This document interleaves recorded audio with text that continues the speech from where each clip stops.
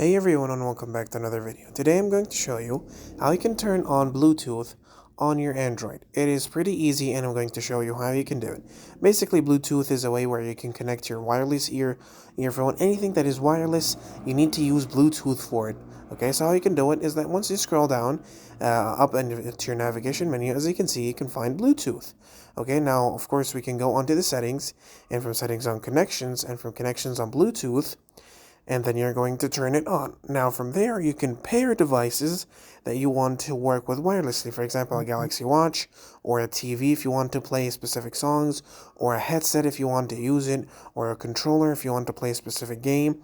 And yeah, that is basically how you can turn on Bluetooth on a phone. You have a bunch of different settings that you can have. They're like ringtone sync, which I really highly recommend. And yeah, that was basically it, how you can turn on Bluetooth. So yeah, guys, thank you so much for watching. Don't forget to like and subscribe, and I'll see you later.